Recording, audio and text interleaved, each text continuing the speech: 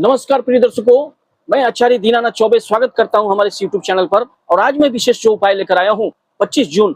गुरुवार निर्जला एकादशी के दिन श्रीमन नारायण का ध्यान करके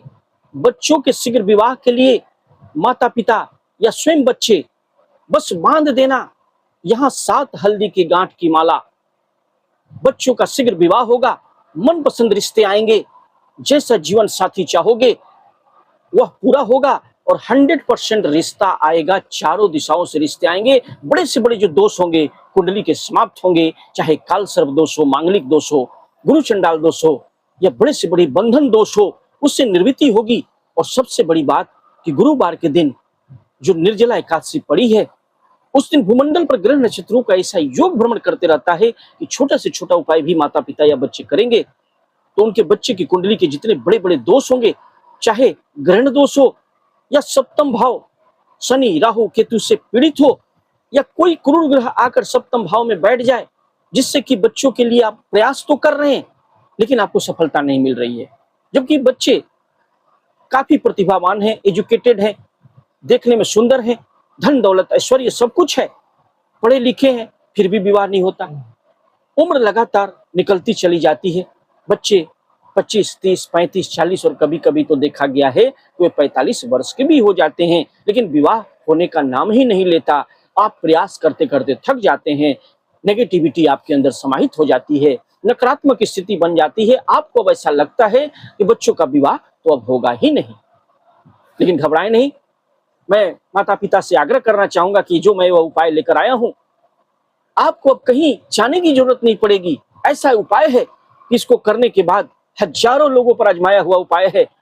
और इसको जिसने भी किया उनको 100% रिजल्ट मिला।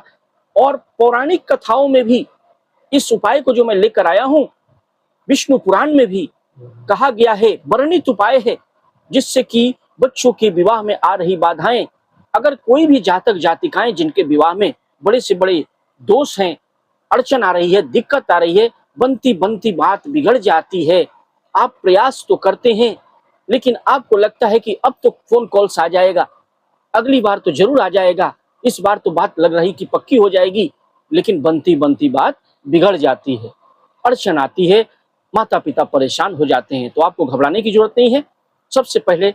मैं उन लोगों से आग्रह करना चाहूंगा जो लोग हमारे चैनल पर नए नए आए हैं तो चैनल को सब्सक्राइब अवश्य करें, बेल आइकन ऑल पर सेट कर लें, ज्यादा से ज्यादा लोगों में से शेयर करें और कुंडली विश्लेषण के लिए हमें अपने बच्चों का नाम, डेट ऑफ बर्थ, जन्म का समय, जन्म का स्थान लिखकर अवश्य भेजें। मैं बता दूंगा आपके बच्चे बच्चियों की शादी कब होगी, किस दिशा में होगी, कितनी दूरी पर होगी, जीवन साथी कैसा मिलेगा, लव मैरिज होगी कि अरेंज मैरिज होगी, विवाह के बाद भी आपका जीवन कैसा रहेगा। इसलिए स्क्रीन पर दिए हुए नंबर पर हमें अपने बच्चों का डिटेल सेंड अवश्य करें, हमें स्क्रीन पर दिए हुए नंबर पर कांटेक्ट अवश्य करें। कुंडली विश्लेषण करके मैं आपको डिटेल बता दूंगा। प्रिय दर्शकों, ज्यादा विलंब न करते हुए चलते हैं उपाय की तरफ। उपाय बहुत ही कारगर है, बहुत ही छोटा है, लेकिन बरसों से होता आया है और जिसने भी इस उपाय को किया है, यह वर्णित उपाय है विष्णु पुराण में। आप देखेंगे तो भगवान विष्णु का जिन्होंने ध्यान किया और इस उपाय को किया, उस जगह पर जाकर किया, तो उनको रिजल्ट अवश्य मिला, क्योंकि ये वर्णित उपाय है और माता पिता के द्वारा या बच्चों के द्वारा किया हुआ, आजमाया हुआ यह उपाय लेकर आया हूं, जिसको वर्षों से लोग करते आए हैं। आप भी इस उपाय के बारे में जानते हैं, लेकिन उतना सीरियस होकर नहीं करते हैं, लेकिन जरूरत है सीरियस होकर करने की, क्योंकि अगर सीरियसली आप इस उपाय को समझेंगे, जैसे मैं बता रहा हूं, आप समझेंगे, इसे नोट कर लेंगे और कर देंगे, वो भी 25 जून गुरुवार निर्जला एकादशी के दिन। जो निर्जला एकादशी 25 जून को पड़ा है, गुरुवार का दिन होगा, क्योंकि गुरुवार का दिन काफी महत्वपूर्ण होता है विवाह की दृष्टि से अगर देखा जाए, क्योंकि जो बड़े से बड़े जो गुरु चंडाल दोष होते हैं,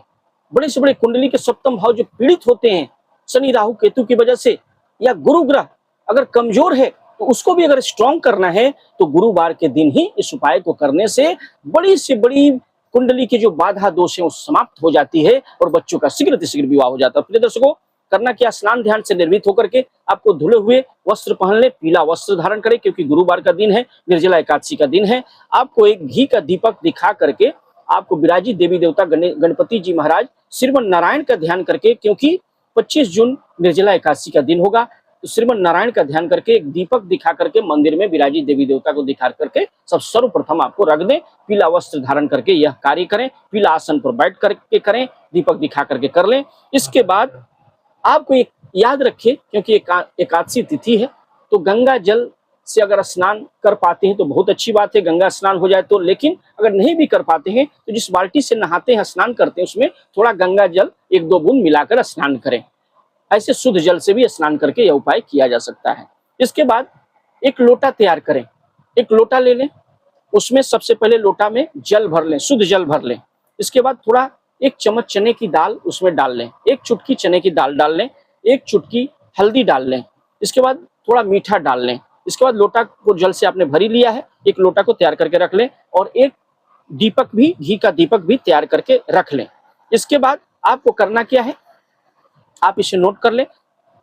7 हल्दी की गांठ, याद रखिए टूटा भांगा न हो, 7 हल्दी की गांठ ले लें। उसको कलावा जो मौली होता है ना, रक्षा सूत्र, उससे बांध बांध के, थोड़ी डिफरेंस होनी चाहिए, एक ही साथ सब ना बांधे, अलग अलग करके माला के टाइप का इसको बना ले। जैसे माला होता है ना, एक फूल एक जगह होता है, दूसरा फूल दूसरी जगह होता है, उसी तरह एक गांठ को एक जगह बांधेंगे, फिर थोड़ा छोड़ के दूरी होगी, ऐसा करके दूसरा गांठ को बांधेंगे, तीसरा, चौथा, पांचवा, छठवां, सातवां, ऐसे करके 7 गांठ जो होगी हल्दी की गांठ की एक माला तैयार करनी है रक्षा सूता से बांधकर।